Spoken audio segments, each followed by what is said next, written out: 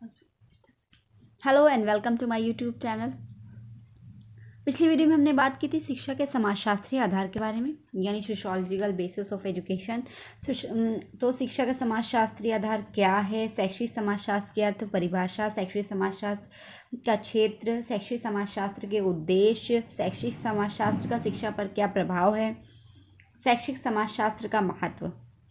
आज हम बात करेंगे समाजशास्त्र एवं शिक्षा का संबंध के बारे में, relationship between education and sociology. मतलब शिक्षा का समाजशास्त्र क्या संबंध है। अभी तो हम बात करते हैं कि शैक्षिक समाजशास्त्र है क्या और शिक्षा का सामाजिक आधार क्या है। अब हम बात करते हैं कि समाजशास्त्र और शिक्षा के मध्य संबंध क्या है आखिर। तो चलिए वीडियो को शुरू करते हैं। शिक्षा समाजशास्त्र अध्ययन का एक महत्वपूर्ण विषय माना जाता है। इसकी सबसे अच्छी विशेषता है कि इस विज्ञान में शिक्षा और समाजशास्त्र दोनों ही सम्मिलित हैं। इस कारण शैक्षिक समाजशास्त्र को शिक्षा और समाजशास्त्र का समन्वित रूप माना गया। क्या कहने का क्या मतलब है कि शिक्षा समाजशास्त्र का एक महत्वपूर्ण विषय है या फिर अंग है। इसकी विशेषता क्या है कि इस विज्ञान में शिक्षा और समाजशास्त्र दोनों सम्मिलित हैं। इस कारण शैक्षिक समाजशास्त्र को शिक्षा के समाजशास्त्र या समन्वित रूप में माना गया है। यह समाजशास्त्र के उद्देश्यों के शैक्षिक क्रिया द्वारा प्राप्त करने की चेष्टा करता है। यह क्या करता है कि समाज के जो भी शैक्षिक उद्देश्य होते हैं उन्हें प्राप्त करने की चेष्टा करता है। इस दृष्टि से यह विषय समाज की समस्त संस्थाओं जैसे राज्य, परिवार, धर्म, समाज के विभिन्न आदर्शों, नियमों, साधनों, परिस्थितियों आदि के द्वारा व्यक्ति के ऊपर पड़ने वाले प्रभाव का अध्ययन करता है। इस हिसाब से शिक्षा क्या है, समाज में जो भी घटनाएं हो रही है, चाहे वो परिवार से संबंधित हो, राज्य से संबंधित हो, धर्म से संबंधित हो, किसी स्पेसिफिक व्यक्ति के बारे में हो, तो उस पर किसी व्यक्ति का क्या प्रभाव पड़ रहा है उसका अध्ययन करता है, जिससे कि सामाजिक उद्देश्यों की प्राप्ति हो सके। अतः सामाजिक उन्नति में शिक्षा प्रक्रिया एवं शिक्षा योजना के रूप में आवश्यक परिवर्तन एवं सुधार किया जा सकते। तो शिक्षा क्या है कि समाज में जो भी घटनाएं हो रही उनका व्यक्ति पर क्या प्रभाव पड़ रहा है और सामाजिक उन्नति में शिक्षा प्रक्रिया मतलब ऐसी क्या योजना बनाई जाए कि उसके स्वरूप में परिवर्तन एवं सुधार किया जा सके। शिक्षा समाजशास्त्र सामाजिक उन्नति एवं विकास के लिए सामाजिक प्रक्रिया एवं सामाजिक अंतःक्रियाओं का अध्ययन करता है।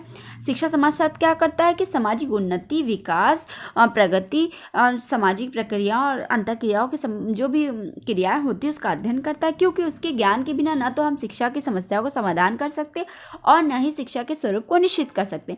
समाज के द्वारा ही तो हम ये पता लगा सकते हैं ना कि समाज में क्या समस्याएं चल रही जिनका हमें समाधान करना, क्या प्रॉब्लम सॉल्विंग करनी है और शिक्षा का स्वरूप क्या होना चाहिए, क्या निश्चित उद्देश्य होना चाहिए जो समाज से रिलेटेड हो, जिससे एक व्यक्ति को योग्य कुशल नागरिक बनाया जा सके। शिक्षा का मेन उद्देश्य क्या होता है कि किसी भी व्यक्ति को या बालक को अपने राष्ट्र के प्रति भक्तिवादी बनाना तथा एक श्रेष्ठ नागरिक बनाना होता है। तो किसी समाजशास्त्री का कथन है कि यह समाजशास्त्र के उन समस्त सिद्धांतों का जो शिक्षा के सैद्धांतिक एवं व्यवहारिक दोनों पक्षों को प्रभावित करते हैं। वैज्ञानिक अध्ययन करते हुए शिक्षा के विभिन्न अंगों जैसे उद्देश्य, पाठ्यक्रम, शिक्षण पद्धति, अनुशासन, पुस्तकें, शिक्षक, शिक्षालय, शिक्षा प्रशासन आदि का स्वरूप समाज की आवश्यकताओं के अनुरूप निर्धारित करने का प्रयास करता है, जिससे समाज की उन्नति हो सके। तो किसी वैज्ञानिक के अनुसार शैक्षिक समाजशास्त्र क्या है कि शिक्षण पद्धति, पाठ्यक्रम, अनुशासन आदि, प्रशासन आदि का स्वरूप समाज की आवश्यकताओं के अनुरूप बनाए तथा समाज की उन्नति जिसके द्वारा हो सके।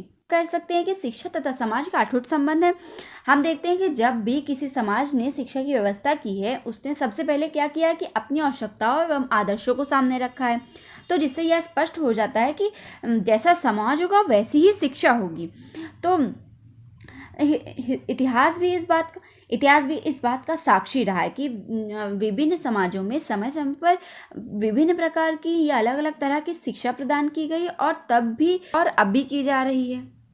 तो आइए जानते हैं कि इतिहास में किस किस तरह से शिक्षा प्रदान की गई। तो प्राचीन भारतीय समाज में जाति धर्म का अधिक प्रभाव था, इसलिए शिक्षा कुछ विशेष जाति तक ही सीमित थी।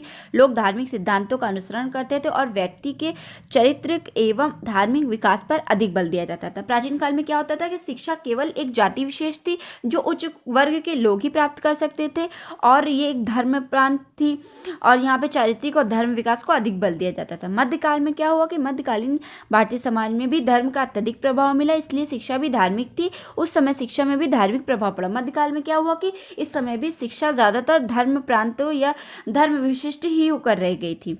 यदि बात करें आधुनिक भारतीय समाज की, तो आधुनिक समाज पर विज्ञान का विशेष प्रभाव है। अतः शिक्षा के द्वारा इस बात पर बल दिया जाता है कि इस व्यक्ति की चिंतन, तर्क तथा निर्णय आदि मानसिक शक्तियाँ पूर्ण रूपेण विकसित हो जाएं।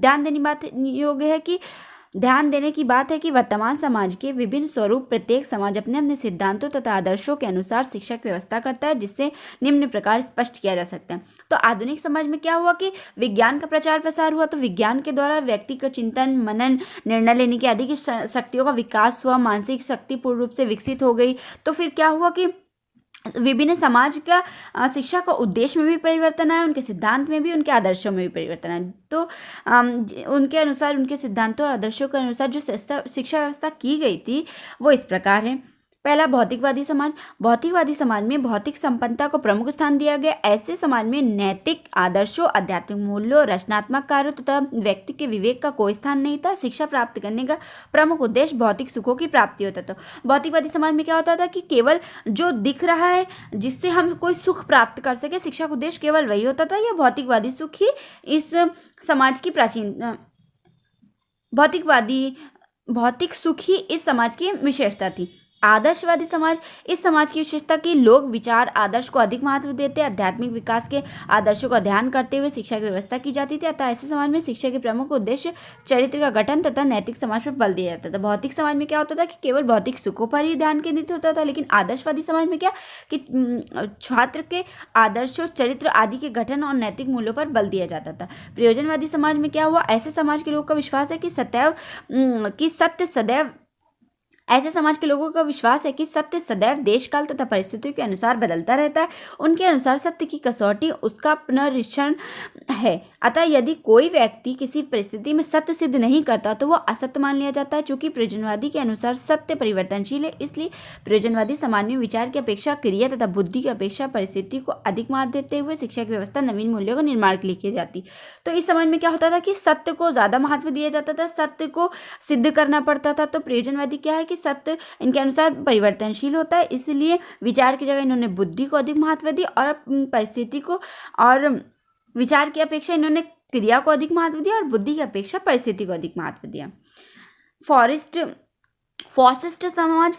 समाज की विशेषता है कि इसमें राज्य को मुख्य तथा व्यक्ति को गौण स्थान दिया गया। इसमें क्या किया गया, राष्ट्र को ज्यादा स्थान प्रदान किया गया परंतु व्यक्ति को गौण स्थान कर दिया गया। इस समाज में व्यक्ति से आशा की जाती थी कि वह राज्य के हित में अपने आप को बलिदान करने के लिए कभी संकोच ना करें।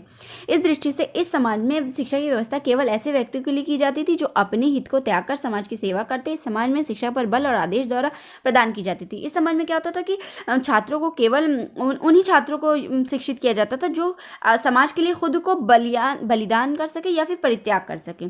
तो यहाँ पर परित्याग और बलिदान पर ज़्यादा बल दिया जाता था। लोकतंत्रवादी समाज में व्यक्ति के व्यक्तित्व को विशेष महत्व दिया जाता था। जैसा कि हम जानते हैं कि जनतंत्र वह आदर्श है जिसमें प्रत्येक व्यक्ति एक सुख संपन्न तथा समृद्धशाली जीवन व्यतीत करने का समान अवसर प्राप्त होता है। इसलिए जनतंत्रवादी समाज में प्रत्येक व्यक्ति को चिंतन तथा मनन करने की पूर्ण स्वतंत्रता होती है और इस समाज के प्रत्येक व्यक्ति की स्वतंत्रता, सबके समान अधिकार और व्यक्तिक और सामाजिक जीवन में विश्वास आदि आदर्श को प्राप्त करने के लिए शिक्षा की व्यवस्था इस प्रकार की जाती है कि प्रत्येक बालक को उसकी रुचियों, रुझानों, योग्यताओं तथा क्षमताओं के अनुसार विकसित होने के लिए ऐसे अवसर मिलते। लोकतंत्रवादी समाज में क्या हुआ कि सबको शिक्षा प्राप्त करने का अधिकार है, उनको अपनी चिंतन, मनन या फिर रुचियों, रुझानों के, योग्यताओं के आधार पर, क्षमता के आधार पर ही विकसित होने का अवसर मिलता था। लोकतंत्रवादी समाज में क्या है कि फ्रीडम थी कि सब कोई अपने इच्छा के अनुसार ही विषय चुन सकते हैं।